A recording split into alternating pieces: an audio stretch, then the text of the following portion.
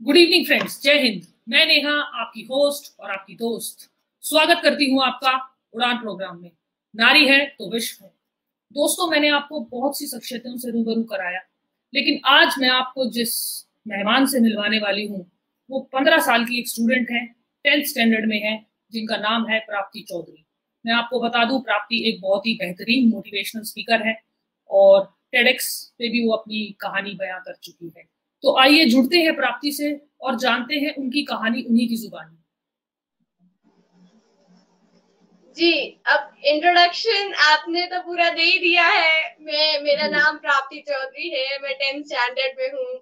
मैं 15 years old होने वाली हूँ जस्ट 1 अगस्त।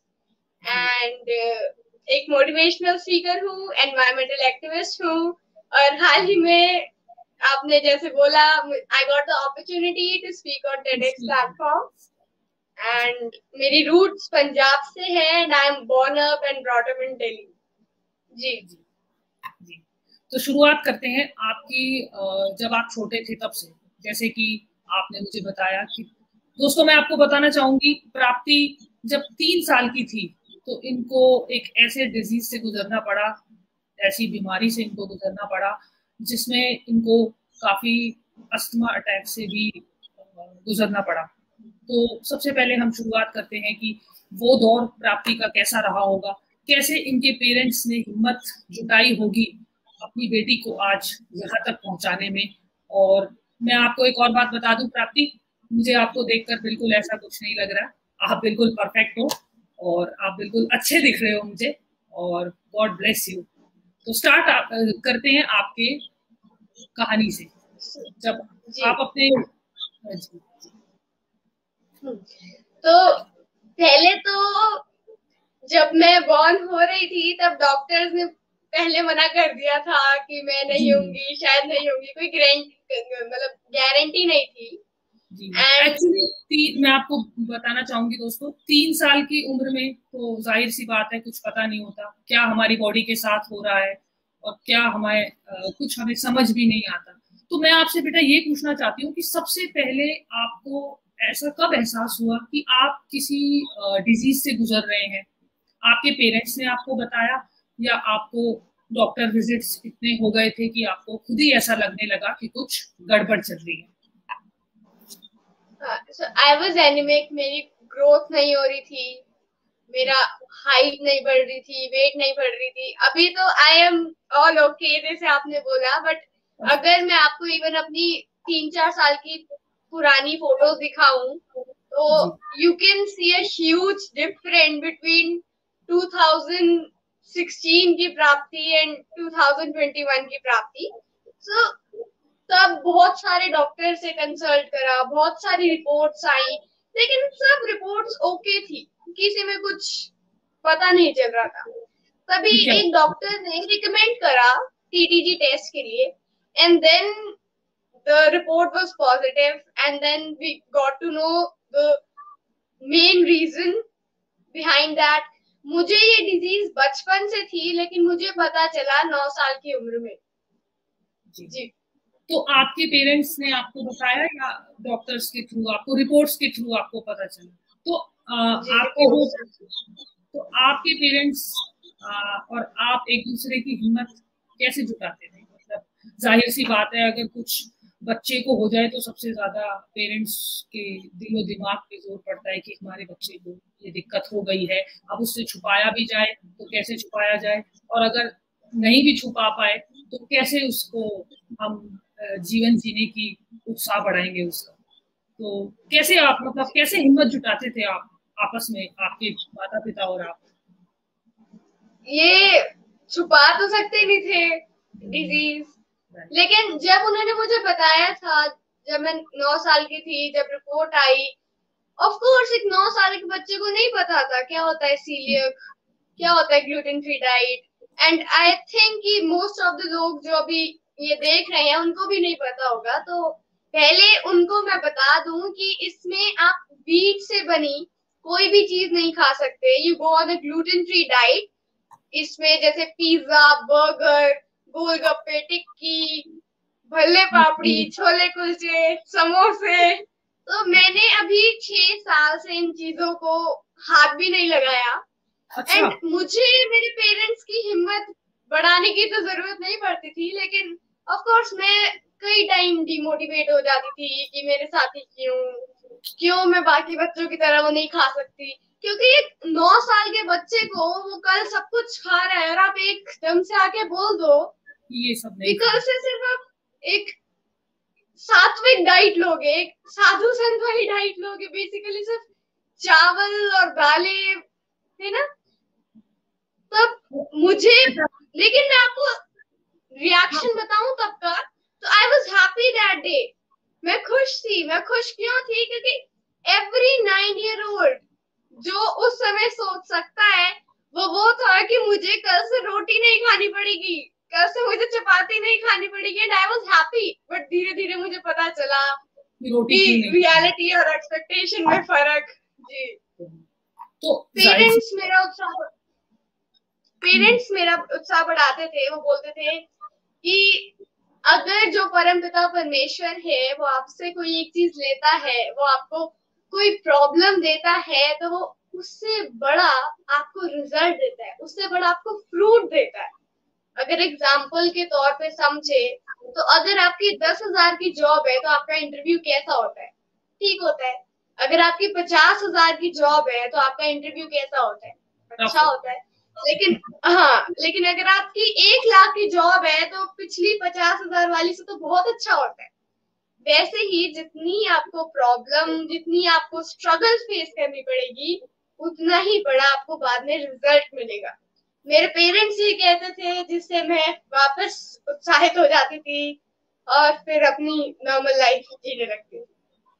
जी। क्या बात है। जैसे कि अभी आपने मुझे बताया कि पिज्जा पास्ता आप बिल्कुल नहीं खा सकते, अब भी नहीं खा सकते पिज्जा पास्ता बर्गर, तो आप अपने आप को सेल्फ कंट्रोल कैसे करते हो? मतलब अगर आपके सामने, जाहिर सी बात है पिज्जा पास्ता खाने का किसका मन नहीं करता, सबका मन करता है, तो आप कैसे कंट्रोल करते हो? और भी बच्चे आपके साथ, आपके कजन्स आते होंगे, वो ऑर्डर करते होंगे, तो आपके अंदर वो सेल्फ कंट्रोलनेस कैसे आती है कि मुझे ये नहीं खाना, मैं नहीं खा सकती? और अगर आपको, आपके दिमाग में ऑलरेडी ये है कि अगर मैंने ये खाया तो इससे मुझे ही इफेक्ट होगा, तो ये वाली हिम्मत मुझे नहीं लगता, मैंने जितने बच्चों को देखा है, कोई जुटा पाता है।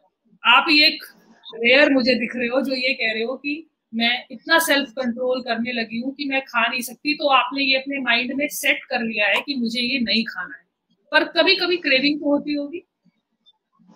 कई बार, बहुत बार होती है। जब आप पार्टीज में जाते हो, जब आप शादियों में जाते हो, तो you have so many stalls out there and आप बस खड़े होके लोगों को देखते हो। जी। तो कहीं ना कहीं आपको थोड़ा सा, कहीं ना कहीं आपको अंदर थोड़ा सा फील होता होगा, जरूर फील होता है। जी। तो तब ना सेल्फ कंट्रोल करना बड़ा मुश्किल हो जाता है, अपने आप को रोकना। कि अब तो फिर अंदर से पहले मेरे आंसू निकल जाते थे। कई बार मैं रोई हूँ, कई बर्थडे पार्टीज में रोई हूँ, कई पार्टीज में रोई हूँ, बट अब मुझे फील नहीं होता है। और एक मैं आपको किस्सा सुनाऊं, अगर रीसेंट मेरी story. I was in Mumbai और मैंने बहुत दिनों से अपने पेरेंट्स को बोल के रखा था कि मुंबई में जो सबसे फेमस चीज है वो है वड़ा पाव, जो हम सबने सुनी है कि मुंबई का वड़ा पाव, मुंबई का वड़ा पाव। हाँ। एंड आई वाज लाइक कि मुझे ये खाना है तो खाना है। और ये भी जनवरी की बात ही है। पहले मेरे पेरेंट्स ने बोला कि ऐसे थोड़ी करोगे, नहीं नहीं, लेकिन फिर मैंने बहुत जिद करी और वो मान गए। बहुत, मतलब जब वो दिन आया, हम जू में थे, 2-3 लोगों से पूछा कि यहाँ पे सबसे फेमस, सबसे अच्छी वड़ा पाव की शॉप कौन सी है। हाँ, हम वहां गए, मेरे हाथ में वड़ा पाव आया, लेकिन पता है क्या, मैं वो वड़ा पाव खा ही नहीं पाई। मैं अपने आप को वो धोखा नहीं दे पाई कि इसको खा के मुझे पता है क्या नुकसान होंगे मेरे अंदर। तो मैंने वो वड़ा पाव फिर अपनी मम्मी को दे दिया। मैं वो खा ही नहीं पाई, जब मैंने इतने दिनों से सेट करके रखा था कि खाना है, बट मैं नहीं दे पाई अपने आप को। आप धोखा नहीं दे पाए कि जब आपके सामने आए खाने की चीज तो आपने सोचा मैं अपने आप से चीट नहीं कर सकती, शायद इसीलिए आप स्पेशल हो जाते। आपका कॉन्फिडेंस, जिस तरीके से आप मुझसे बात कर रहे हो, आपका कॉन्फिडेंस और आपकी बॉडी लैंग्वेज, आपका जज्बा देख के ना मैं आपको सच में दिल से सैल्यूट करती हूँ और आपको इतनी दुआ देती हूँ मैं दिल से कि आप अपनी लाइफ में जरूर कामयाब होगे और ऐसा कामयाब होगे कि सबके लिए एक मिसाल बन जाओगे। आज मैं आपके लिए दिल से कह रही हूँ। Thank you so much. That's very sweet of you. Thank you so much. तो अब मैं आपसे ये जरूर पूछना चाहूंगी, क्योंकि मुझे ये तो यकीन हो गया कि टेडेक्स पे आपको बोलने का मौका मिला, अच्छे अच्छे लोगों की हवा टाइट हो जाती है कि क्या बोलेंगे, कैसे बोलेंगे, बड़ी बड़ी शख्सियत रह जाती है। कईयों को स्टेज फोबिया होता है कि कैसे हम अपनी कहानी बयां करेंगे, कैसे शुरुआत करेंगे, लेकिन आपको देख के मुझे बिल्कुल नहीं लग रहा कि आपने 1-2 मिनट भी लिया होगा। आप बस वहां गए होगे और आपने शुरू कर दी होगी अपनी कहानी। आपके अंदर मुझे इतना कॉन्फिडेंस, इतना बिल्कुल दिल से आपकी मैं दुआ देती हूँ कि आप बहुत ही शानदार स्टूडेंट मेरे सामने आज प्राप्ति चौधरी। God bless you. तो आपको टेडेक्स पे तब बोलने का मौका मिला तो आपके माइंड में ये जरूर आया होगा, मतलब आपको ऑब्वियसली अच्छा लगा होगा, क्या फीलिंग थी आपकी कि मतलब मैं सबके सामने अपनी एक कहानी लेकर जाऊंगी तो लोग उसे पसंद करेंगे भी या नहीं करेंगे? Of course, जब आप अपनी स्टोरी शेयर कर रहे होते हो अब तक की, एक्चुअली स्टेज फियर अपनी स्टोरी शेयर करने में ना बहुत कम हो जाता है। You are very familiar to that. आपको क्या बताना है, अपनी स्टोरी बतानी है। आप 15 साल के हो, आपने 14 साल में ये करा, जब आप 9 साल के थे तब आपने ये करा। तो एक बहुत इंटरेस्टिंग सी चीज होती है और बहुत एक प्राउड फीलिंग आती है जब आप अपनी स्टोरी शेयर कर रहे होते हो, और खासकर जब वो सिर्फ 15 साल की होती है। तो जाहिर सी बात है आपकी बहुत अच्छी फीलिंग होगी, प्राउड फील किया होगा आपने कि मुझे आज बोलने का मौका मिला। जी। और अगर वो मैसेज, वो मेरी स्टोरी सुनकर अगर कोई एक स्टूडेंट या एक पर्सन भी उससे कुछ लेता है, उसे एक पॉजिटिव इनिशिएटिव लेता है, आई थिंक माय स्टोरी, मेरा जो मोटिव था अपनी स्टोरी शेयर करने का, वो सक्सेसफुल हो गया। मेरे मन में ये नहीं था कि किसी को अच्छी लगेगी नहीं लगेगी, मुझे बस था कि मेरी कहानी है, मैंने शेयर करनी है, मैंने सबको बताना है कि मैंने 15 साल तक मैंने क्या करा और कैसे बिताए मैंने अपने आप को मोटिवेट करके वो दिन। और मैं आपके स्पेशली पेरेंट्स को भी बहुत बहुत सैल्यूट करना चाहूंगी, स्पेशली आपकी मदर को, क्योंकि माँ एक ऐसी चीज होती है जो बच्चे से बहुत ज्यादा जुड़ी होती है। तो उन्होंने भी कितनी मेहनत की होगी आपको यहाँ तक पहुंचाने में, शायद मैं शब्दों में अंदाजा नहीं लगा सकती। पर उन्होंने तो अपनी किचन चेंज कर ली थी। अच्छा। जो किचन है, जैसे मेरा जो खाना है वो सेम यूटेंसिल्स में भी नहीं बनना चाहिए। बहुत सारी प्रिकॉशंस है, सिर्फ एक ही प्रिकॉशन नहीं है। स्पेशली मेरे मम्मा को, like my mother is working, she is a medico, she works in RML hospital, and उनको जॉब भी जाना है, and she wakes up early, she have to make my breakfast lunch separately, उसमें कुछ भी व्हीट टच नहीं होना चाहिए, एंड बाकी सबका separately. So that is a very tough thing, और बहुत मेहनत लगती है। आप सुबह सुबह जल्दी उठो और आपको इतने सारे लंच ब्रेकफास्ट बनाने, इतने प्रिकॉशंस के साथ। सबसे पहले खाना मेरा बनता है, और कहते हैं ना घर की लक्ष्मी सबसे पहले खाती है, तो इधर वो इम्प्लीमेंट होता है। जब तक मेरा खाना नहीं बनता, जब तक मेरी ट्यूशन ओवर नहीं होती, तब तक कोई भी नहीं खाता। शायद इसीलिए आज आप इस इतने अच्छे मुकाम तक और इतने अच्छे ब्यूटीफुल लग रहे हो आप। इसमें आपकी माँ और पिताजी की पूरी पूरी मेहनत मुझे बिल्कुल आपके चेहरे पे जो चमक है वो बयां कर रही है कि आपकी मम्मी ने, पापा ने कितना सपोर्ट किया होगा। चलिए आगे बढ़ते। तो आपकी बेटा लाइफ में क्या एक्सपेक्टेशन है, आप अपनी जिंदगी से क्या एक्सपेक्ट करते हो कि आप आगे? एक्चुअली एक्सपेक्टेशन वर्ड मैं अपनी डिक्शनरी में नहीं रखती, क्योंकि अगर आप देखो मोस्ट ऑफ द केसेस जिसमें लोग दुखी होते हैं, सैड होते हैं, वो एक्सपेक्टेशन की वजह से होते हैं। You expect something from the other person, if you don't get what you have expected, आप सैड हो जाते हो। So what I feel is do your work, do your hard work, do your best, and your result, जो आपका result है वो आपके hard work पर निर्भर करता है। I don't expect anything from my life, from people, from anywhere. Yes, yeah, किसी से कोई एक्सपेक्टेशन नहीं। Do your best, अपना फुल हार्ड वर्क करो, अपना 100% दो, and you'll get the best result. ये बिल्कुल ठीक कहा आपने। एक्सपेक्टेशन हमेशा निराशा भी लेकर आती है, ज्यादा एक्सपेक्ट करना भी बैड फॉर हेल्थ।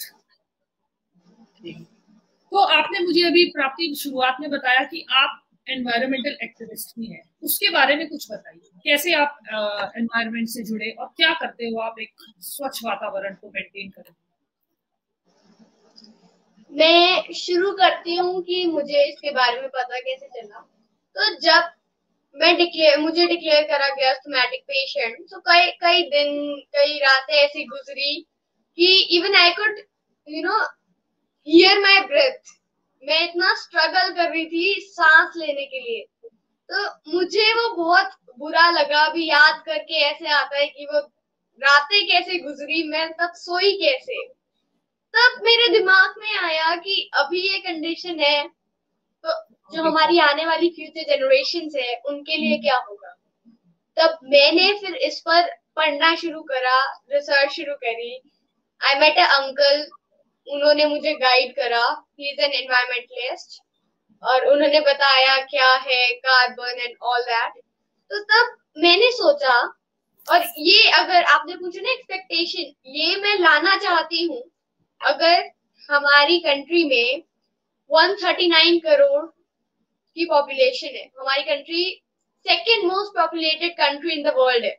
अगर सिर्फ हमारी कंट्री में जितने लोग हैं 139 करोड़ लोग, सिर्फ अपनी पूरी जिंदगी 80 साल 90 साल 70 साल सिर्फ एक ट्री का इनिशिएटिव लें, उसको पालें, उसको पोसे, उसकी केयर करें, तो सोचो सिर्फ हमारी कंट्री इस पूरी दुनिया को बदल सकती है। Just take the responsibility of one tree. सिर्फ एक पेड़ की बात है, मैं आपको नहीं बोल रही हूँ आप 100 पेड़ लगाओ, इतने लगाओ, वो अच्छी बात है, वो अगर आपकी मर्जी आप लगा सकते हो, लेकिन just take at least initiative of one tree. आप एसी चला रहे हो अपने घर में, आपके घर में कार है, आप कार से ऑफिस जा रहे हो। मैं मानती हूँ कि जो एनवायरमेंटल एक्टिविस्ट है ना, हम क्या करते हैं, जैसे पुलिस है, पुलिस का काम है चोर पकड़ना और कोई चोर नहीं पकड़ेगा। डॉक्टर है, डॉक्टर का काम है पेशेंट्स को देखना। तो ऐसे ही हमने कि अपनी जो सोशल उसमें है एक नाम बना दिया एनवायरमेंटल एक्टिविस्ट, तो सिर्फ यही पर्यावरण को उसकी देखभाल करेगा। हम क्यों नहीं करेंगे? हम अपने घर में एसी चला रहे हैं, हम इतनी अपनी अर्थ को इतना कुछ नेगेटिव दे रहे हैं, इतना कुछ इम्पैक्ट कर रहे हैं, हम अपनी अर्थ के लिए पॉजिटिव क्या कर रहे हैं? हर एक व्यक्ति जो अपने एनवायरनमेंट के लिए एक छोटा सा इनिशिएटिव ले, वो मेरे हिसाब से एक एनवायरमेंटल एक्टिविस्ट है। He is doing something for his environment, he is concerned about his earth. आपने इस धरती पर जन्म लिया है तो कुछ तो पॉजिटिव करके जाओ। क्या बात है, मैं तो आपकी फैन हो गई हूँ सच में। क्या कॉन्फिडेंस है आपके अंदर बेटा। मतलब मैंने बहुत से कम जितने भी बच्चों से मैं इंटरेक्ट करती हूँ, मतलब आप बिल्कुल मेरे को एक रेयर स्टूडेंट लग रहे हो जो बोलने की हिम्मत रखता है। हिम्मत की सारी बात होती है जिसमें आप ये नहीं सोचते कि मुझे क्या करना है, क्या मेरी बॉडी लैंग्वेज होगी और क्या मुझे तैयारी करनी होगी इस चीज को बोलने की। आप जिस फ्लो में बोल रहे हो ना और जिस कॉन्फिडेंस के साथ आप अपनी बातें रख रहे हो, तो बहुत अच्छा, I am proud of you. तो प्राप्ति, अब मैं आपसे एक आखिरी सवाल और करना चाहूंगी। उसमें आप एक रोल मॉडल हो, अनबिलीवेबल रोल मॉडल हो आप आजकल के, स्पेशली अपनी जनरेशन के बच्चों से। अगर आप उनको कुछ मैसेज देना चाहते हो, कुछ कहना चाहते हो, तो आप अपने विचार रख सकते हो, वो भी आपके मन में आज आ रहा है।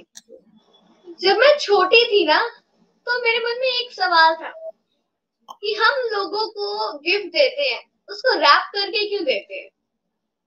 आप अच्छा, बता सकते हो? हम जो लोगों को हम गिफ्ट गिफ्ट देते देते हैं उसको रैप करके क्यों देते हैं? हैं ताकि जिसको हम गिफ्ट दे रहे हैं तो वो गिफ्ट खोलेगा, उसका उत्साह बढ़ेगा और एकदम से उसके सामने वो चीज आएगी तो उसको खुशी हो, एग्जैक्टली इसीलिए exactly. वो गिफ्ट एक सस्पेंस है, एक सरप्राइज है।